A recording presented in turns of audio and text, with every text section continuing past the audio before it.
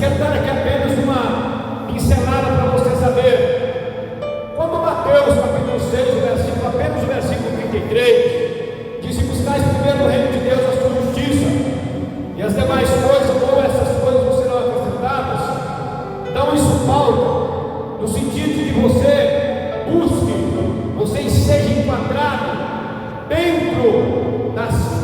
linhas da palavra de Deus e automaticamente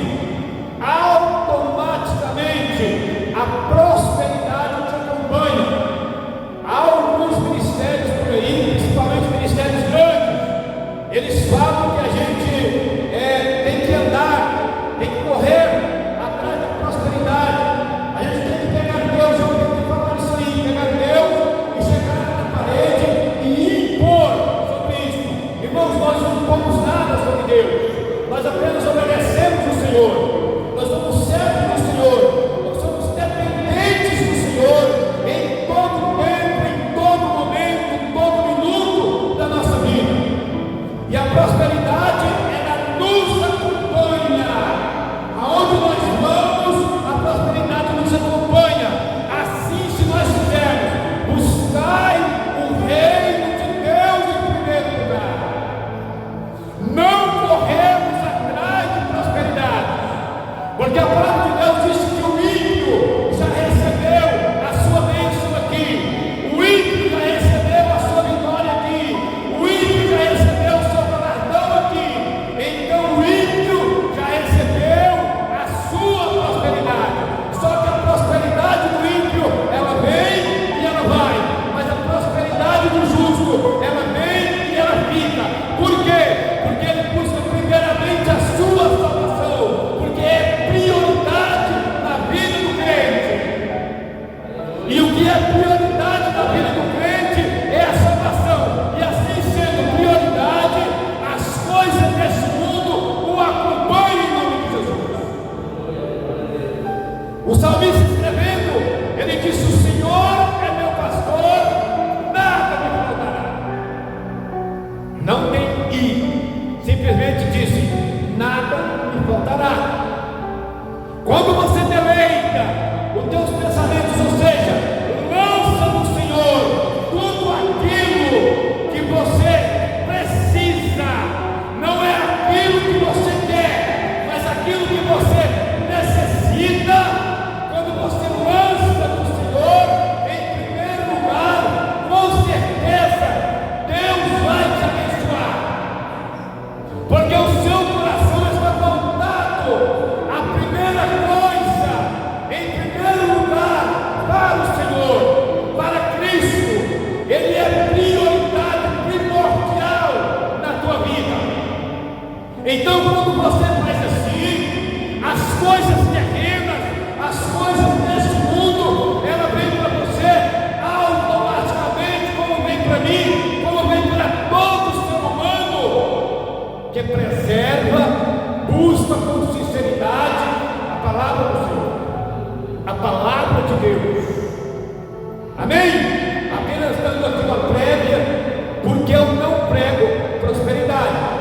Porque se eu ando enquadrado na palavra de Deus, a prosperidade automaticamente entra na minha casa. Aleluia. Queridos, nós temos aqui um texto aonde fala de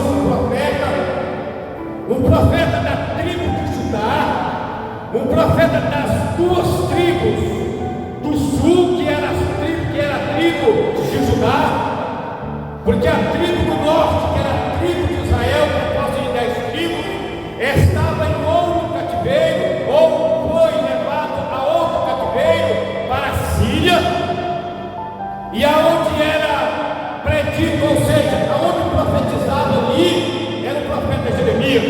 Mas nós estamos falando aqui, neste texto, do profeta Ezequiel, que era da tribo de Judá, que foi levado cativo para a Babilônia. Aleluia.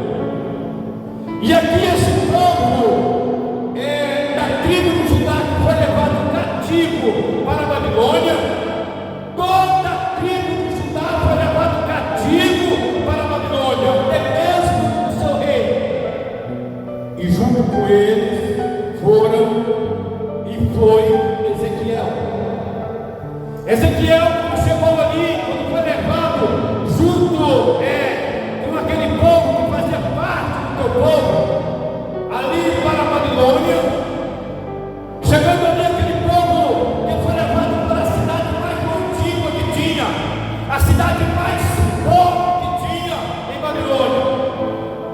cidade onde viviam os babilônios, uma cidade onde a miséria rondava aquela cidade.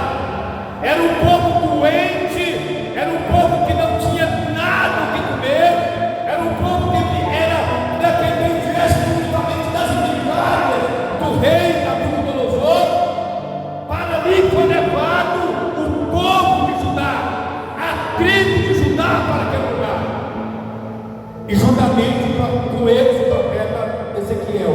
Por que o pregador que foi levado para ali, para aquele lugar? Por desobediência. Desobediência a Deus. O Velho Testamento, não quero colocar apenas a lei, porque é apenas o Pentateuco, mas eu quero colocar aqui todo o Velho Testamento, os 39 livros do Velho Testamento, eram colocados de além, porque era rígido. Deus trabalhava com rigorosidade com aquele povo, e ainda, como nós sabemos, não tinha direito à salvação. Mas por que Deus trabalhava dessa forma com aquele povo? Porque aquele povo foi escolhido como povo de Deus, a menina dos olhos de Deus. Porque quando nós retornamos lá em Êxodo, lá em Gênesis, no capítulo 12, quando nós vemos que aonde Deus falou com Abraão: olha, de você eu farei uma grande nação. Abraão era um homem que tinha um chamado de Deus, era o pai da fé, e foi constituído ele para ser pai de uma grande nação, da onde viria Jesus Cristo, Salvador da humanidade. Então este povo era um povo escolhido de Deus, era um povo que Deus trazia debaixo das tuas mãos, sob a proteção das tuas mãos. Mas era um povo muito idólatra, era um povo que servia a todos os deuses, menos o Deus de Israel, menos o Deus de Judá, menos o Deus que fazia parte da sua linhagem, ou seja, da onde sairia Jesus Cristo, Salvador da humanidade.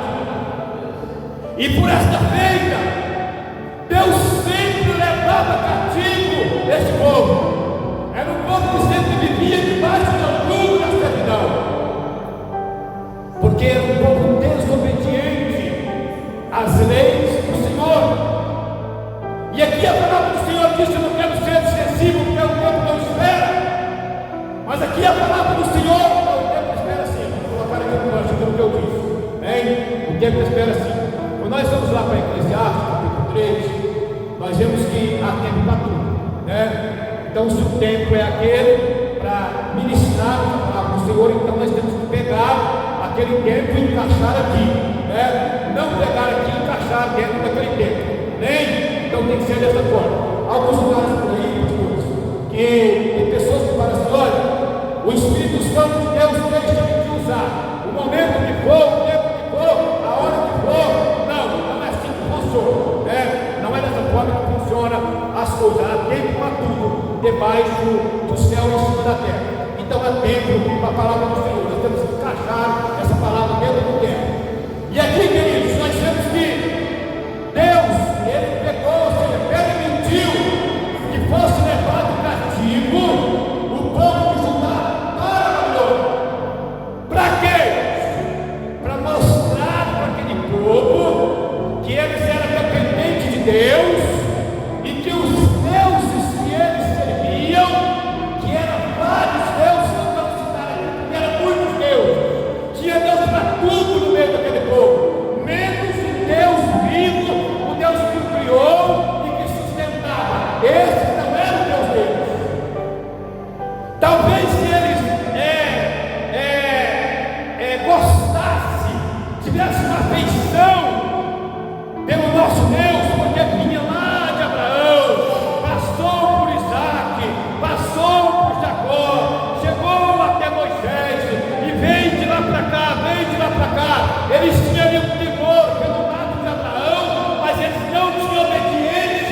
para esse Deus. O porquê que não tinha obediência para esse Deus?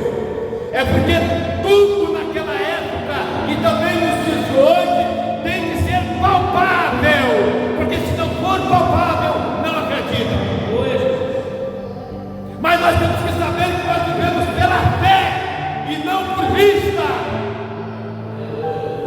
Então Deus não agiu dentro daquele povo porque eles queriam as coisas palpáveis, que eles viam, que eles pegavam, que eles olhavam, que eles falavam com ele, mas se ouvir não ouvia, tinha boca mas não falava, tinha olhos mas não via, eles não faziam nada, porque eram deuses feitos à imagem do homem, à semelhança do homem, e o homem ele é dependente de Deus, e tudo aquilo que é a imagem do homem não tem poder.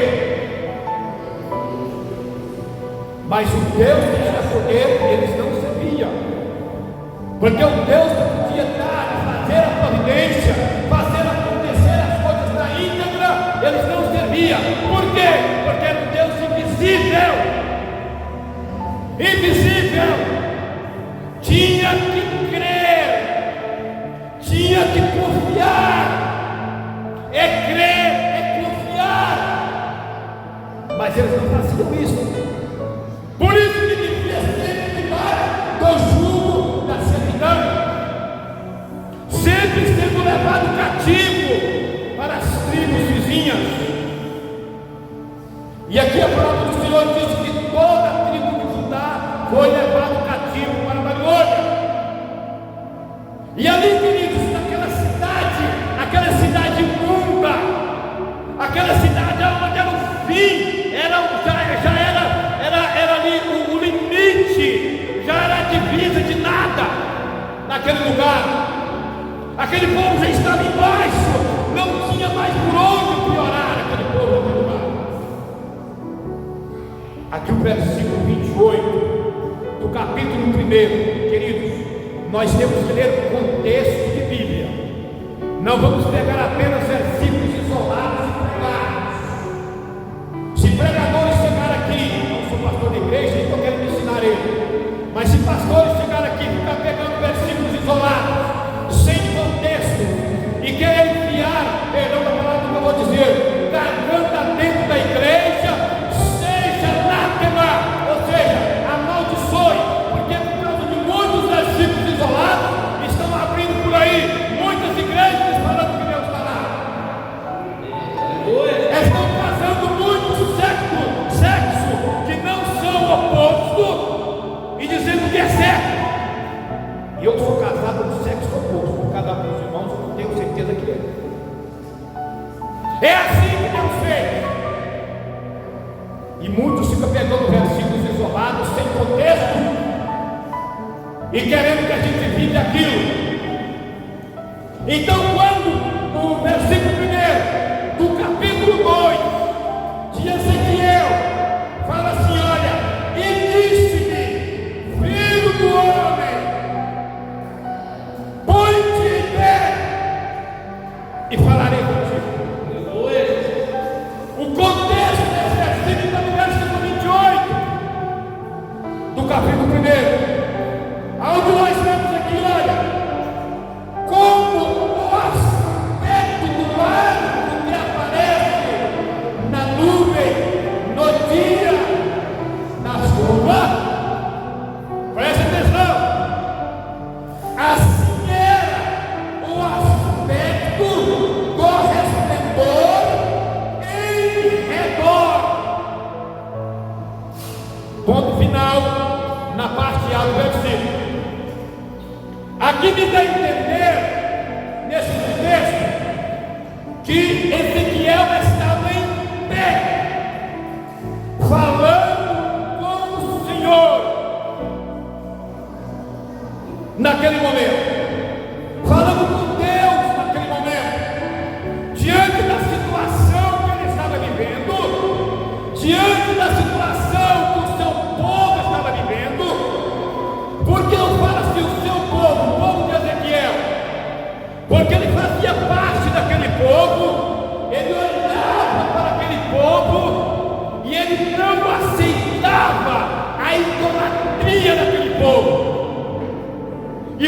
causa da idolatria daquele povo, ele também estava cativo naquele lugar. Ele estava cativo naquele lugar. E ele não aceitava aquilo. E ele de pé falando com o Senhor. E aqui, na parte B do versículo disse: e este era o aspecto da semelhança da glória do Senhor. Veja bem, na parte B do versículo: e esse era o aspecto da semelhança da glória do Senhor. Lá mais em cima, nós vimos aqui, como o aspecto do arco que aparece na nuvem, do dia de chuva. Aparece na nuvem do dia de chuva. O que aparece na nuvem do dia de chuva? Eu tenho certeza que apareceu o que veio na mente de cada um dos irmãos aqui, um arco-íris, não foi? Não foi um arco-íris? Você já viu um arco-íris reto? Quem já viu um arco-íris reto? Eu já vi arco-íris reto, não é criança para ver. Sempre é um arco-íris. E como nós sabemos que Deus fez lá atrás,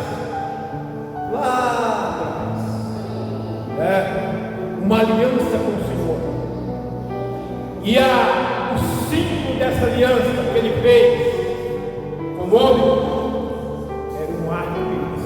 Todas as vezes nós vemos um arco-íris no céu, isso quer dizer que graças a Deus o Senhor está no meio do mundo. Então, como nós vemos aqui nesse texto, que o que estava o aspecto da glória do Senhor, que estava ao redor de Ezequiel, era como um arco-íris. Então, o que foi que aconteceu? Aquele arco-íris, ou seja, aquela glória que estava ao lado ou ao redor de Ezequiel, a parte C do versículo diz assim: olha, e vendo isso, caí sobre o meu rosto e ouvi a voz de quem falar. Ezequiel estava aqui perto, não sei se era no seu quarto, na sua sala, ou no mato, ou onde quer que seja. Mas ele estava falando com o Senhor. Conjectura aqui comigo, conjectura. Senhor, uma situação dessa, eu olho para esse povo, vejo aquele mais mendigo do que o outro. Senhor, pode estar na nossa terra, mesmo que seja fraco, mas é na nossa terra. Nós tínhamos liberdade na nossa terra, Senhor. Nós comíamos pão, comíamos alguma coisa que tinha ali vinho, alguma coisa. Para qualquer lugar, e aqui nós não temos, Senhor. Nós estamos sujeitos a um rei, nós estamos limitados nesse lugar, mas nós temos direito de ir para onde queremos. Isso é conjectura minha, e creio eu, meus queridos irmãos, que Ezequiel estava falando com o Senhor com o coração puro, o coração aberto, o coração voltado para o Senhor. Não adianta você e eu, qualquer crente na face da terra, dizer: eu amo o Senhor. Queridos, amar o Senhor é de coração. Amar o Senhor não é daqui para fora. O amor de Cristo aceita do ser humano é de coração, porque a Bíblia diz que Deus não vê como vê o homem. Ouça isso: Deus não vê como vê o homem. O salmista ainda prolonga, dizendo assim: o homem vê o exterior, mas Deus vê o que tem de gente por aí, pastores, bispos, ministros, e mais não sei o que das quantas, e mais não sei o que das quantas, ministrando uma palavra que não vem de Deus, um amor que não vem de Deus, e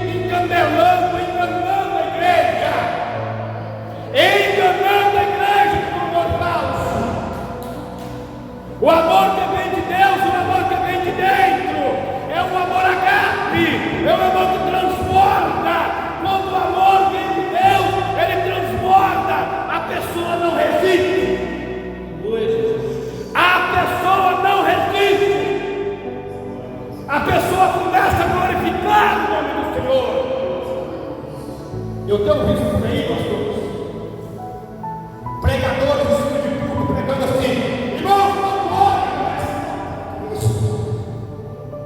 para com isso. Mas espera aí, irmão, estamos dando da glória, irmãos, olha, o crente é como tição de fogo. Os mais novos aqui do pai não vai saber o que é isso. Mas quando você põe um pau de lenha numa fornalha, ele não pega. Quando você põe 2, ou 3, já vai dando fogo e até fugir o feijão. É assim a igreja. Quando o Espírito Santo começa a fazer a obra, Paulo disse que o Espírito Santo faz o que apraz. Fazer o que apraz quer dizer, esta palavra, ela vai até o ouvido do ser humano, o Espírito Santo pega essa palavra e leva até o coração da pessoa. Mas tem um detalhe muito importante que eu quero dizer para você, e não se esqueça na noite de hoje. Apocalipse capítulo 20, capítulo 3, versículo 20 está dizendo o que lá? O que diz lá? Eis que eu estou à porta e bato. Se alguém abrir a porta, entrarei em tua casa, não ele cearei, ele comigo. Paulo escrevendo aos Coríntios, ele diz que nós somos o templo do Espírito Santo. Então, se ele está à porta e bate, então sou eu sou o templo do Espírito Santo. O diabo ele bate, Cristo bate. Bate como? Eu estou aqui na noite de hoje ministrando Cristo para você. Ele está batendo no teu coração, na porta do coração. Agora cada ser humano tem livre arbítrio de abrir o coração ou não. Não estou sendo radical com vocês. Eu tenho 55 anos de igreja. Eu nasci no berço evangélico. Como essa criança não pode ser irmã. Ouvindo a palavra de Deus. Eu vi no passado, 40, 45 anos para trás, uma mensagem dura sendo pregada e a igreja cheia do Espírito Santo. Quando eu falo igreja cheia, não era de corpo físico, mas do Espírito Santo do Senhor. Cristo pregando certa vez, uma grande multidão, uma palavra dura. Foi saindo 1, 2, 3, 20, 40, 50, 100, 200, 1000. Ficou só os apóstolos. Daí a pouco começou a sair um apóstolo, começou a sair outro. E aí Cristo virou o papel e falou: você também tem não? Cristo Jesus virou o papel e falou: você não tem embora também não? Você sabe o que foi que o diretor respondeu? Para onde veio são palavras de Deus? Muitos estão procurando igrejas fáceis, aonde pregam o que eles querem ouvir, para encher o teu ego, mas sai do jeito que entrou. E ainda tem pregadores que ainda falam assim: olha, hoje você vai receber a tua mesa. Quem está garantindo? Eu sou simples servo do Senhor e ministro de Cristo. Eu estou aqui ministrando a forma e a fórmula de você receber.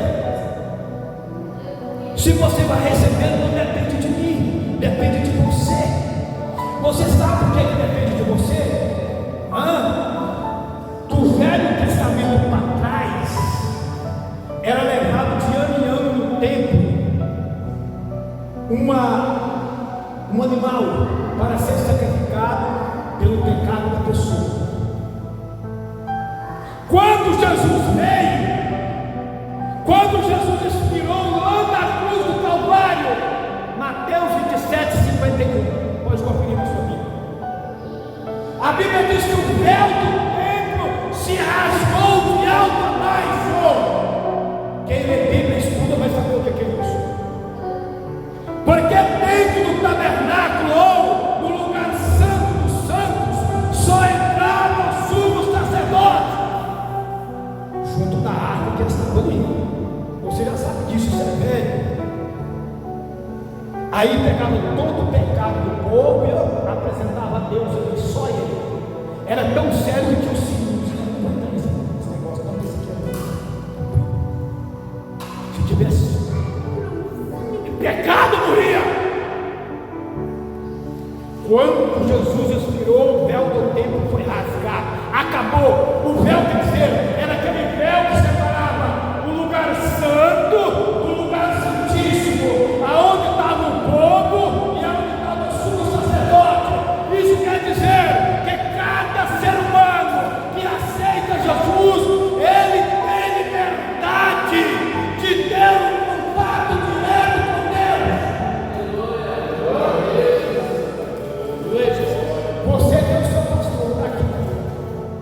Não precisa dele para você ter um contato com o Senhor.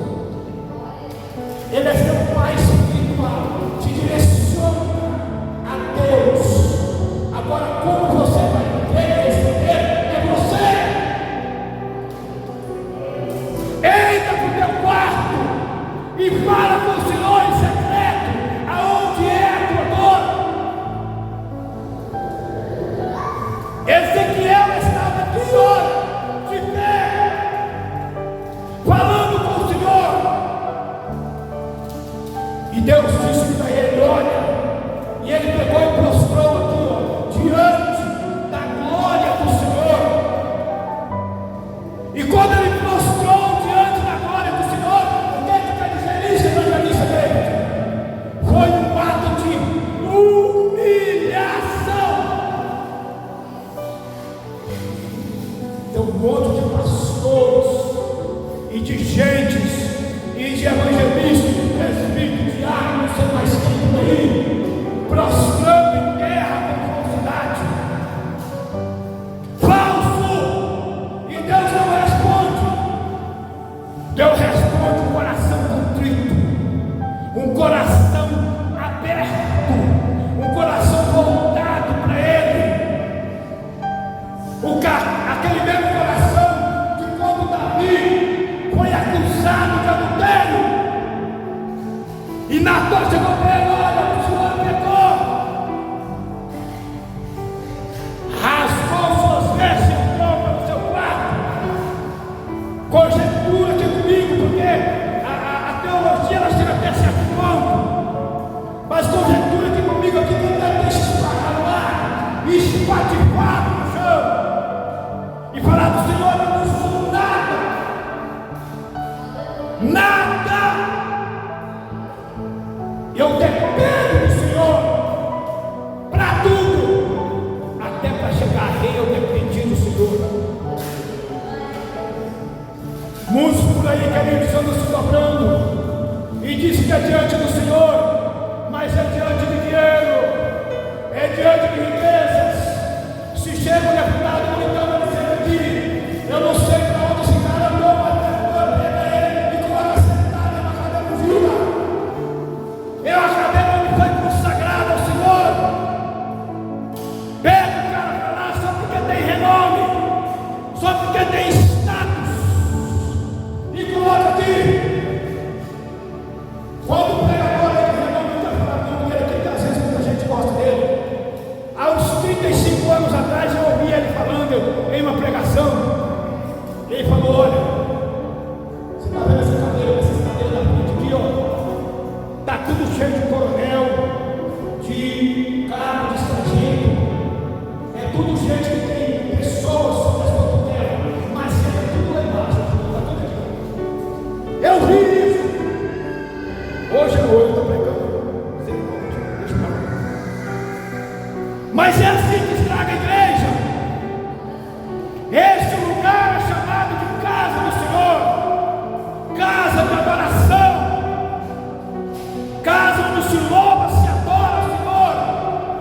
Aqui não é lugar de busca bênção, é lugar de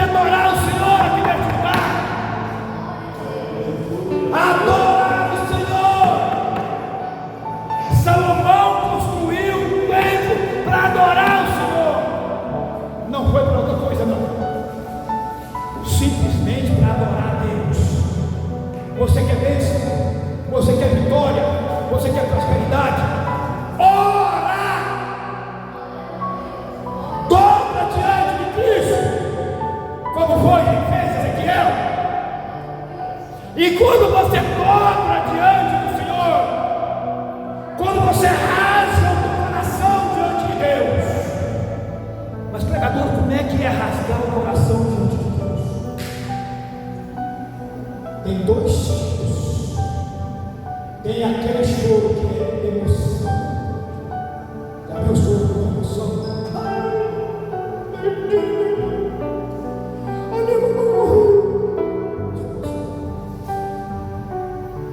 E tem aquele choro que é impactante, aquele choro que vem assim do fundo, que rasga, aquele choro que sai, aquela lágrima no canto do olho assim, mas ela sai rasgando no canto do olho como uma pimenta ardendo.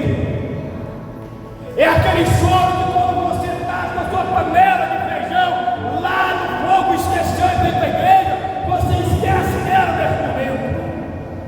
É aquele choro que você tem uma conta para pagar na segunda-feira e você não está nem aí para ela. É aquele choro que você tem o teu filho nas drogas e naquele momento você não está nem aí para ele. É aquele choro que você abre o teu coração assim para: Senhor, eu sou dependente de Ti, eu dependo do Senhor, eu me lanço aos Teus pés, eu não sou nada, nada. Aí aquela lágrima começa a descer, aí o seu coração começa a abrir. Quando o seu coração começa a abrir, entre esse versículo aqui, ó, e disse-me o Senhor: põe-te de pé e falarei contigo. Põe-te de pé e falarei contigo. Mas primeiro tem que prostrar. Ezequiel prostrou. Versículo 28, aqui que ele prostrou diante de Deus, e a glória do Senhor começou a rodear, e a glória do Senhor começou a mexer com Ezequiel, e quando a glória do Senhor começou a mexer com Ezequiel, ele não aguentou, o seu coração amoleceu, as suas pernas amoleceu, o seu espírito empobreceu. Colocando aqui uma vírgula nisso aqui, quando falar que você tem um espírito pobre, mas fala graças a Deus, tá? Graças a Deus. Vamos entrar nisso aqui, não, que falta um pouco de curso, mas eu vou explicar para você o que é isso aqui, espírito pobre. E ali tudo nele ficou dependente, tudo nele ficou dependente. Quando a pessoa passa a depender exclusivamente de Deus,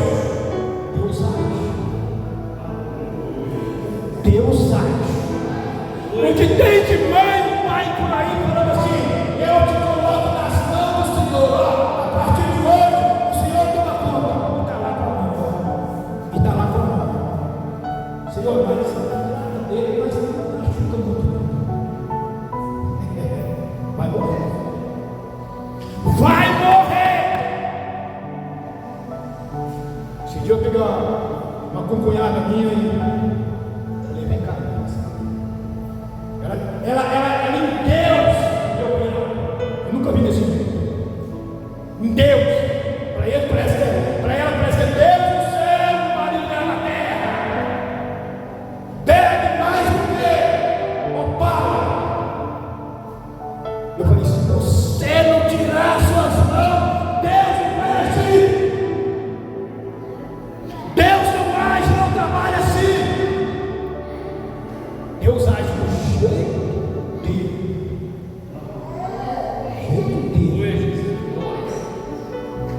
Ezequiel se dobrou na presença do Senhor. E quando ele se dobrou na presença do Senhor, toda a sua arrogância, a sua soberba, a sua preocupação, tudo aquilo que afligia, tudo aquilo que entristecia ele por estar naquele lugar, caiu por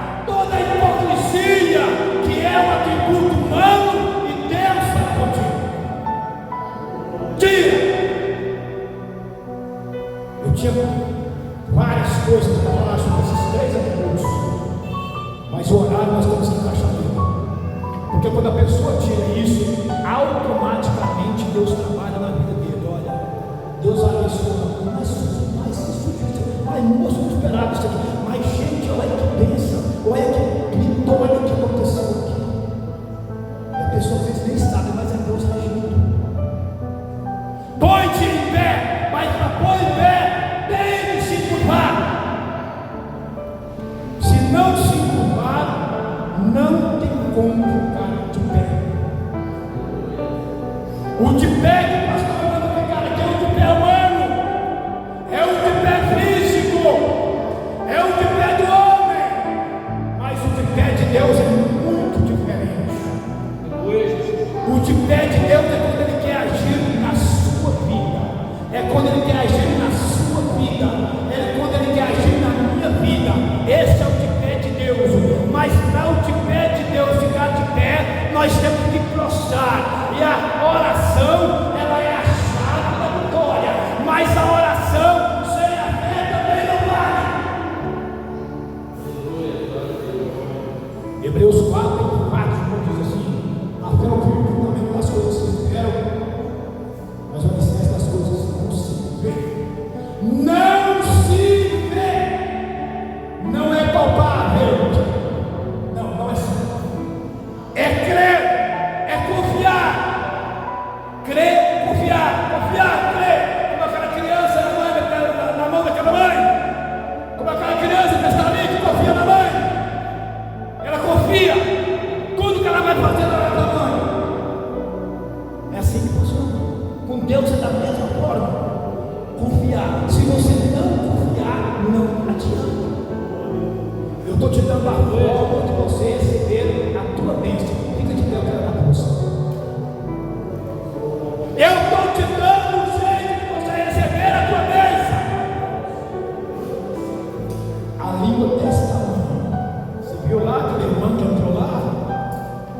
Desse jeito, parecendo que não tinha nem. Só porque era cantora da igreja. Conheço. Eu vi isso porque é ética, chama ética, tá bom? Ética, eu aprendi que é ética. Mas cada um veste o que achar que é meu estilo. Mas Deus não trabalha assim. Deus não trabalha dessa forma. Deus trabalha do jeito dele, da forma dele. Nós somos templo do Espírito Santo, vaso para ser cheio pelo Espírito Santo. É assim que nós temos que ser. Amém, queridos?